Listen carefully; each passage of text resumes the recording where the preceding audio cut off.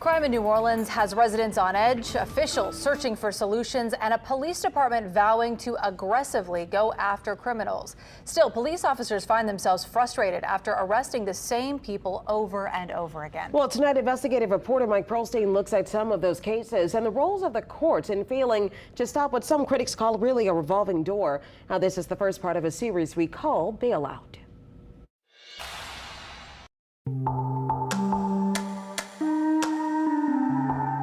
John Honore had at least 7 arrests and 25 separate charges as a juvenile, but he was back on the street when police say he carjacked Linda Fricky. The 73-year-old was dragged to her death, her arm caught in the car seatbelt and ultimately severed as Honore allegedly drove off. It is very demoralizing to the officers, of course. April Butler was booked with attempted murder, accused of shooting another woman in a parking lot. After being released on a $110,000 bail, she was arrested again a month later for allegedly pulling a gun on a witness to the earlier shooting. A judge set bail on the new charge at less than 1/10 the original amount, $10,000.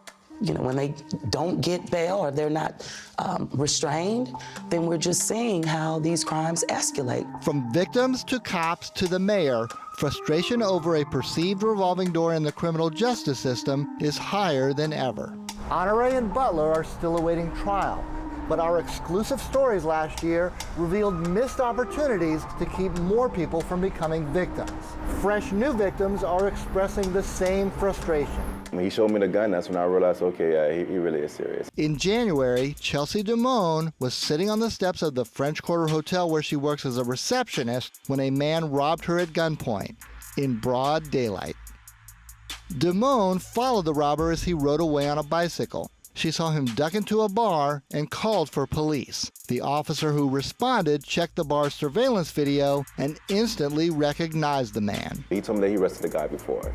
And he kept telling me that the judge keep letting the guy out. Like, they keep letting him out, they keep letting him out. He is 20-year-old Kenny Landix. Police again obtained an arrest warrant for him. His family turned him in the next day. Here's why police were so familiar with Landix. Court records show he was arrested 3 times in the 3 months prior to the armed robbery, starting in October when he was booked in the first-degree robbery of a convenience store clerk. He was arrested 2 more times in December in a string of car break-ins. In one of the cases, officers caught him almost immediately with a hammer allegedly used in the break-ins. Every time an offender like this goes back out and recidivates, it means it's putting more and more pressure on the police department. Rafael Goyeneche of the Metropolitan Crime Commission says with the police department struggling with a record low number of officers, rearresting the same people is yet another blow to morale.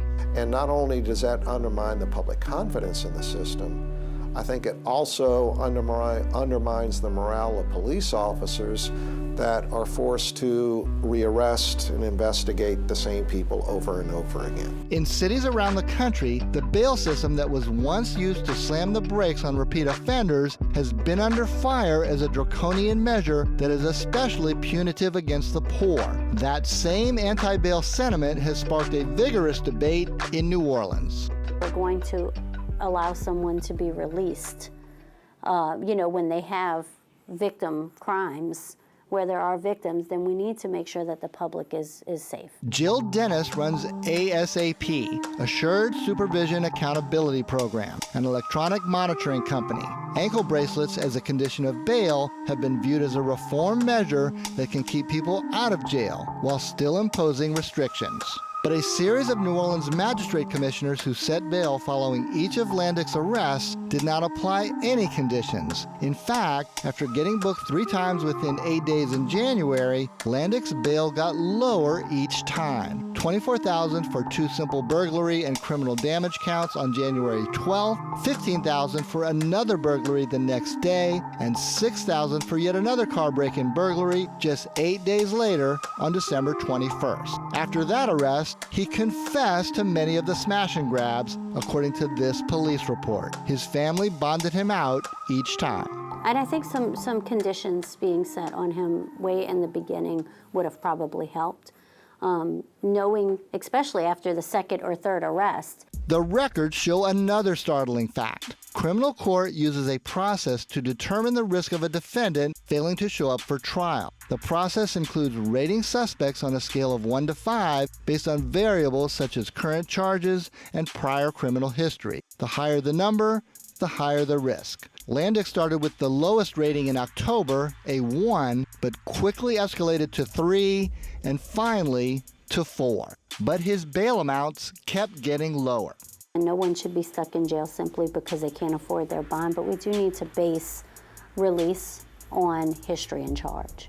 And it seems like Mr. Landix is having a bit of an issue in this short time span. Even though the magistrates didn't raise Landix's bail or add conditions like monitoring or curfew, his family, concerned about his behavior, requested an ankle bracelet themselves. There hasn't been any restriction on him outside of what Mom did. But without any court-ordered consequences, Landix kept getting into trouble. After his third arrest right before Christmas, his original bail company dropped him and ASAP removed its bracelet. Damone was robbed on January 25th. After Landix's arrest the next day, the bail was set at $250,000. He remains locked up. Damone's is waiting to confront him again, this time in court. She is determined not to become a victim again. I never really felt like I had to carry a gun, and now I gotta carry a gun, I gotta carry a knife. Mike Perlstein, Eyewitness News. Well, we reached out to New Orleans Criminal Court for this story but did not get a response. Meanwhile, Kenny Landix remains locked up as he waits for the district attorney's office screen all charges against him.